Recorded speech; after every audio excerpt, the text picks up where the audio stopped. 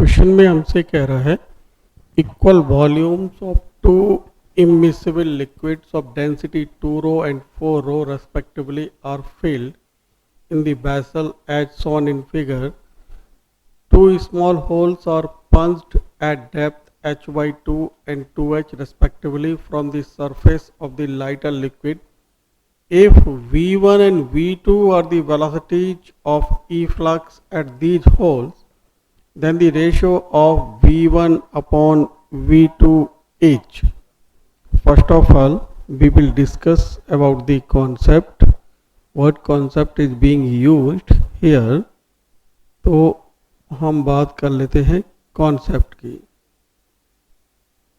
देखिए, यहाँ जो कॉन्सेप्ट यूज होगा वो बर्नौलीज थ्योरम के रिगार्डिंग यूज होगा, और बर्नौलीज थ्योरम कहती है the total energy of a flowing liquid is always constant। तो यहाँ बर्नौली थ्योरम किस तरीके से अप्लाई की जाएगी पहले हम वो समझते हैं। मान लीजिए ये हमारे पास कोई भी एक मैंने वेसल ले लिया अलग से, और ये यहाँ पर एक इसमें स्मॉल होल कर दिया।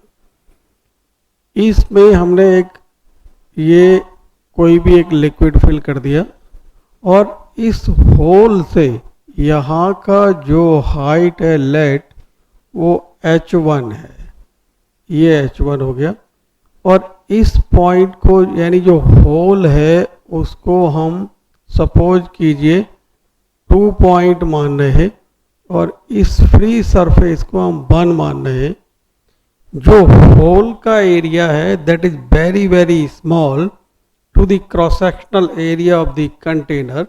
तो इससे हमें ये पता लगेगा कि अगर कंटेनर का एरिया इस होल के एरिया से बहुत ज़्यादा है, या उल्टा कहें होल का एरिया कंटेनर के एरिया से बहुत कम है, तो जो लिक्विड का नीचे की तरफ गिरने का जो वेलोसिटी होगा यानी rate of fall of free surface जो होगा वो नेग्लिजिबल होगा।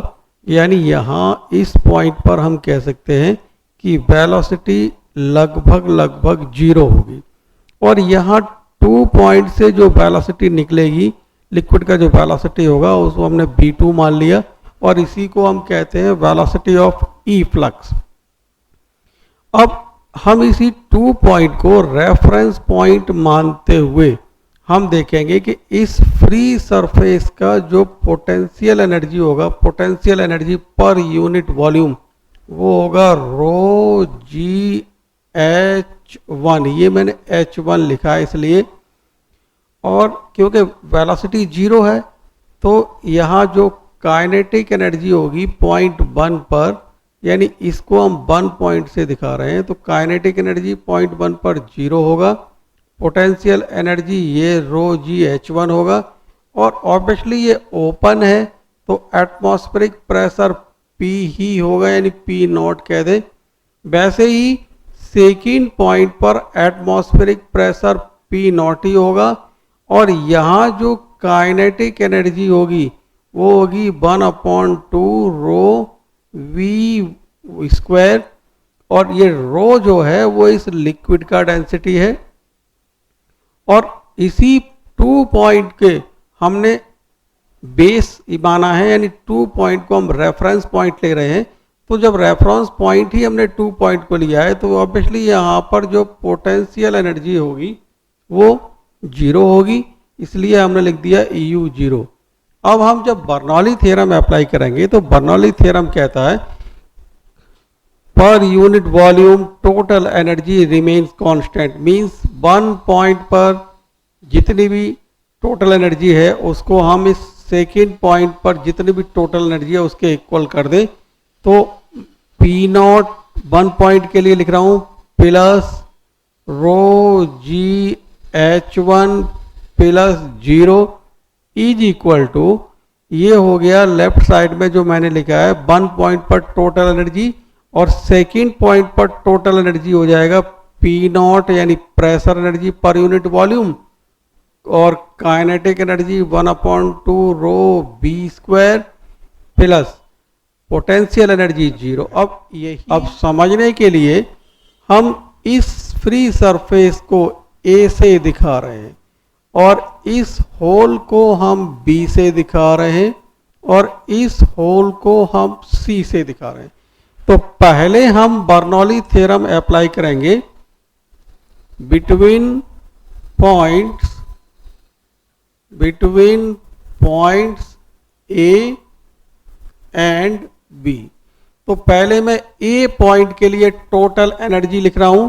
तो ऑब्वियसली ओपन सरफेस है तो वहां पर जो pressure energy per unit volume P naught ही होगा, P not plus kinetic energy वहां 0 होगी क्योंकि जो होल हैं उनका एरिया बहुत छोटा है। तो जैसे कि अभी थोड़ी देर पहले एप्लीकेशन करते समय हमने समझाया था कि जब होल एरिया बहुत छोटा है तो जो rate of fall of velocity in the container will be 0। तो यहाँ पर ये जो हमारे पास काइनेटिक एनर्जी है वो 0 और पोटेंशियल एनर्जी हो जाएगी रो। रो का मतलब है यहाँ पर 2 रो क्योंकि अपर लिक्विड का डेंसिटी 2 रो है और जी और एच का मतलब है h/2 क्योंकि हमने बी पॉइंट को रेफरेंस पॉइंट लिया है। अब हम बी पॉइंट पर टोटल एनर्जी लिखेंगे P not plus kinetic energy 1/2 2 rho V1 square plus 0। 1/2 2 rho V1 square kinetic energy, 0 potential energy, 2 से 2 कैंसिल, पी नॉट से पी नॉट कैंसिल। और यहां पर हम देखेंगे कि जो हमारे पास ये 2 से 2 कैंसिल और देख रहे हैं हम रो से रो भी कैंसिल हो जाएगा। तो V1 स्क्वायर हमारे पास आया GH या हम कह दें V1 हमारे पास आया स्क्वायर रूट GH। अब मैं पहले अपर लिक्विड के लिए मतलब ए पॉइंट के लिए टोटल एनर्जी लिखूंगा पी नॉट प्लस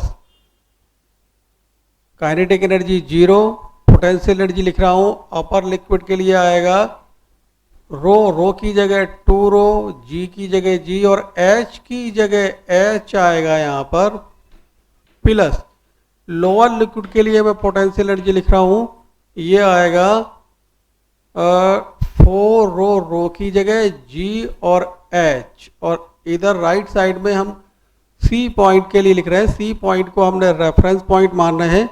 तो kinetic energy 1/2 4 rho B2 square plus P not pressure energy per unit volume plus जो हमारा काइनेटिक एनर्जी हम लिख लिए और पोटेंशियल एनर्जी 0 क्योंकि सी पॉइंट को हमने रेफरेंस पॉइंट माना है। तो हम देख रहे हैं पी नॉट से पी नॉट कैंसिल सॉल्व करते हैं। तो लेफ्ट हैंड साइड में हमें मिलता है 6 rho GH is equal to right hand side में 2 रो V2 स्क्वायर।